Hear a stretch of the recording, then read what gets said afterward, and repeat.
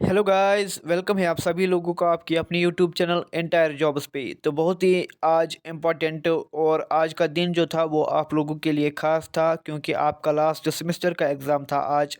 First paper उसका आज conduct हुआ। तो आइए थोड़ा सा एनालिसिस देखिए हम क्वेश्चन पेपर का, कि लेवल ऑफ क्वेश्चन पेपर क्या थी और यूनिवर्सिटी का क्या माइंडसेट रहा इस बार पिछली बेंचेस के मुकाबले में, किस तरीके का पेपर था आज, और डिस्क्रिप्टिव पेपर कैसा आता है, और अगले कुछ पेपर जो आपके आने वाले हैं इस पेपर से आप उन पेपर्स का अंदाज़ा कैसे लगा सकते हैं। तो ये सब कुछ हम इस वीडियो में डिस्कस करते हैं। अगर आप इस चैनल पे नए हैं तो इस चैनल को सब्सक्राइब कीजिए।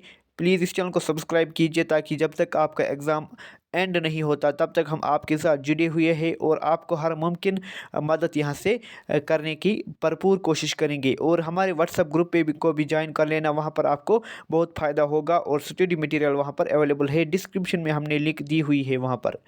तो कुछ क्वेश्चन यहाँ पर जो है वो मीडियम टाइप के हैं। ओवरऑल जो अगर हम बाद में डिस्कस करते हैं कि लेवल ऑफ पैटर्न, सबसे पहले हम पेपर को देखते हैं। यहाँ पर जो इंग्लिश का पेपर था सिक्स्थ सेमेस्टर का, ये बैच 2019 था। मैंने ये पेपर एफबी से उठाया है। ये किसी ने इसका यहाँ पर नाम लिखा हुआ है किसी का, आप इनमें ध्यान नहीं दीजिएगा।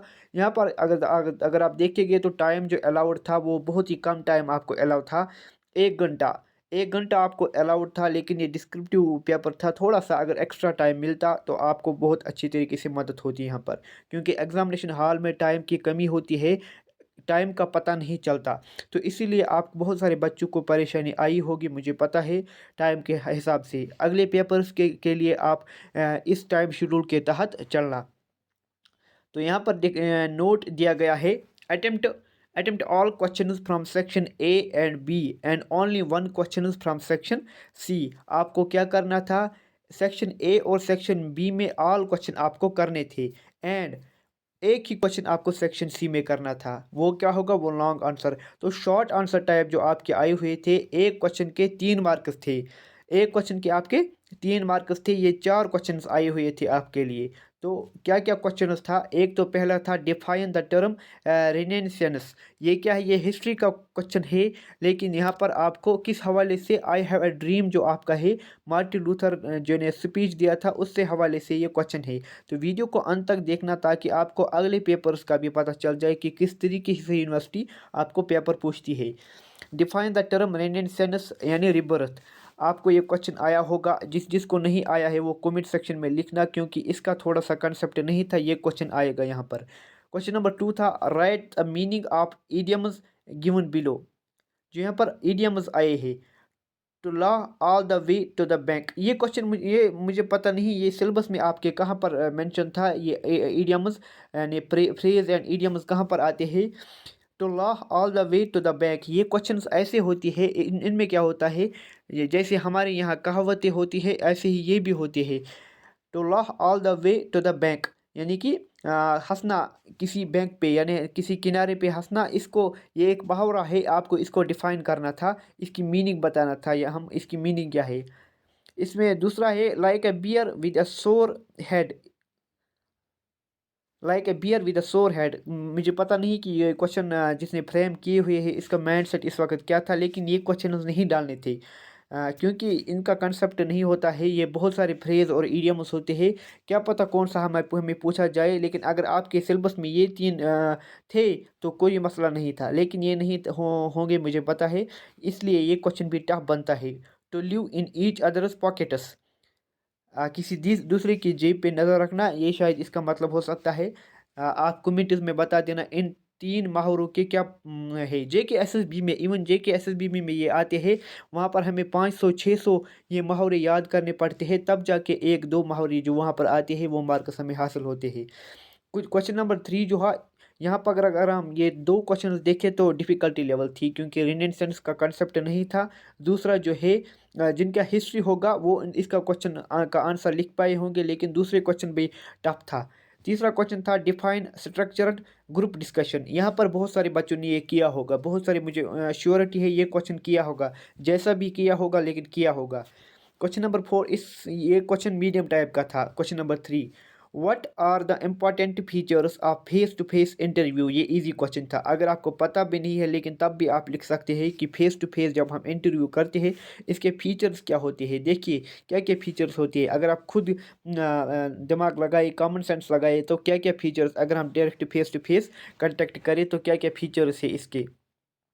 एक तो ये है कि हम आपकी गेस्चर्स देख सकते हैं, गेस्चर्स माने आपका मूड हम देख सकते हैं, आपका फेशियल एक्सप्रेशन हम देख सकते हैं कि आप कितने नर्वस हो। जो इंटरव्यू या जिसको हम रेस्पोंडेंट भी कहते हैं, जो इंटरव्यू दे रहा है उसका कैसा बिहेवियर है, इसका कैसा वो नर्वस तो नहीं हो रहा है। क्या वो कल जाके जब वो कंपनी में हायर हम उसको करेंगे तब जब जाके वो कोई प्रॉब्लम तो नहीं करेगा। हम इसके गेस्चर्स उसके एक्सप्रेशन से हम इसका पता लगा सकते हैं। और भी है जैसे कि कॉन्फिडेंट लेवल हम देखते हैं, वो सब फीचर्स है इसके। एडवांटेजेस भी है इसके और डिसएडवांटेजेस भी है इसके। सेक्शन नंबर बी है जो है सेक्शन बी, इसमें आया था write and note on the opening आप Martin Luther King speech I have a dream. ये क्वेश्चन भी थोड़ा सा हम ले सकते हैं कि ये इस क्वेश्चन का एक्सपेक्ट हम नहीं कर रहे थे, ये आएगा लेकिन डिफ़िकल्टी लेवल या medium level to difficulty level में हम इसको रखते हैं। इसका आर पार्ट जो था write the text of an introductory welcome speech that you are required to deliver so as to introduce the principal of reputed college. आपको इंट्रोडक्टरी या वेलकम स्पीच देना है यहाँ पर किसके लिए, to introduce principal of a reputed college, principal के लिए। ये क्वेश्चन भी मुझे इतना समझ में नहीं आया लेकिन बहुत सारे क्वेश्चन बच्चों ने ये छोड़ा होगा, टाइम की किल्लत जो थी आप लोगों के लिए इसके हिसाब से। एंड पे मैं बता देता हूँ कि आप बच्चों में से कितने का बैकलॉग आएगा और कितने इसको क्वेश्चन पेपर को सॉल्व कर पाए होंगे। मैं कैसे इसका मेजरमेंट करूँगा इन इन प्रोसेस ऑफ जो आपका टाइम मिला, टाइम के हिसाब से मैं देखूंगा कि किन बच्चों का हुआ होगा। अच्छा, क्वेश्चन नंबर 6, हाउ टू जज globalism. Amrita Singh asserts that our globalization is a world heritage. मैंने कई बार लगभग 5-8 बार ये क्वेश्चन आपको दोहराया था, हर एक जो मैंने गेस्ट पेपर यहाँ पर लाया था मैंने ये बताया था ये नेशनल वर्ल्ड हेरिटेज क्वेश्चन ये आएगा ज़रूर आएगा। वर्ल्ड हेरिटेज हम किसे कहते हैं, इसमें इसने गलती की है, इसने लिखा है वर्ल्ड हेरिटेज, एक्चुअल में है ग्लोबल हेरिटेज। यहाँ पर इसने लिखा है कंफ्यूज बच्चों को कंफ्यूजन करने के लिए वर्ल्ड हेरिटेज, लेकिन ये क्वेश्चन मैंने आपको पढ़ाया था। और अगर आपने मेरा गेस्ट पेपर्स के लेक्चर देखे होंगे वहाँ पर मैंने ये क्वेश्चन बताया था। इसके 5 मार्क्स थे, अगर आप मेरे लेक्चर्स देखोगे तो आपको खुद पता चल जाएगा कि कितने क्वेश्चंस आए हैं। मैं अभी भी कुछ क्वेश्चंस आपको और दिखाता हूँ। How does he argues his case, या इसका और पार्ट है, ये इजी क्वेश्चन था। Discuss the various qualities that an interview is assessed for during a job interview. जो क्वालिटीज़ होते हैं जब आप इंटरव्यू के लिए देते हैं तो क्या क्या क्वालिटीज़ असेस करते हैं, तो क्या क्या यानी कॉन्फिडेंट लेवल इसका है, इसका एक्सपीरियंस कितना है, इसकी क्वालिफिकेशन कितनी है, ये सब कुछ देखा जाता है। ये भी इजी क्वेश्चन था, आप इन दोनों में से दोनों ये कर सकते थे लेकिन आर पार्ट था इसलिए आपको एक करना था इसमें। सेक्शन सी जो था लॉन्ग आंसर टाइप क्वेश्चन, इसमें आपको एक ही करना था। What are the various kinds of injustice that we are meted out to the African American in America. What are the various kinds of injustice, ये easy question था क्योंकि आपको पता होगा जब आई हैव ड्रीम में आपने पढ़ा होगा कि कौन कौन से इनजस्टिस अफ्रीकन अमेरिकन के साथ होता था, अगर आपने पढ़ा होगा। अगर नहीं पढ़ा है तो आपको ये क्वेश्चन बहुत ही डिफ़िकल्ट लगेगा, लेकिन जिन लोगों ने पढ़ा हुआ होगा उनको ये बहुत ईजी लगेगा। इसके बाद है last, describe how Thurber uses the figure of Mughals to create an eventful story that provide not only humor but an insight into human behavior। ये क्वेश्चन भी थोड़ा सा डिफिकल्ट था। अब हम चलते हैं ओवरऑल जो है question paper, overall question paper difficult था, डिफ़िकल्ट क्वेश्चन पेपर था और बहुत सारे बच्चों को ये डिफ़िकल्ट लगा हुआ होगा क्योंकि इसमें कुछ ऐसे क्वेश्चन है जिनका टाइम अगर आपको पता भी होगा क्या इसका आंसर है लेकिन फिर भी ये क्वेश्चन पेपर टाइम खाएगा इसलिए इसका जो 1 आवर टाइम है बहुत कम है। आपको अगले क्वेश्चन पेपर्स के लिए बहुत ही प्रिपेयर, बहुत ही कॉन्शियस होना चाहिए क्योंकि 1 घंटे में आपको पूरा क्वेश्चन पेपर सॉल्व करना है, तब जाके आप 70% से ऊपर लेकर आओगे। मुझे ये शक हो रहा है कि बहुत सारे बच्चों को ये पेपर बैकलॉग आएगा, लेकिन आपको हिम्मत नहीं हारेगी। जिन्होंने थोड़ा सा भी इसमें किया है आपको मिनिमम मार्क्स लानी है 12, तो इसलिए ये बहुत ही इजी बनता है। आपने अगर 2-3 क्वेश्चन भी किए हैं यहाँ पर आपका हो जाएगा ये पेपर इजीली, आसानी से के साथ आपका हो जाएगा। लेकिन क्वेश्चन पेपर डिफ़िकल्ट था, मैं ये मानता हूँ। कुछ क्वेश्चंस ऐसे थे जो नहीं आएँगे होंगे आपके, कुछ 1-2 क्वेश्चंस ही ईज़ी थे, बाकी इम्पोर्टेंट क्वेश्चंस जो थे वो डिफ़िकल्ट थे।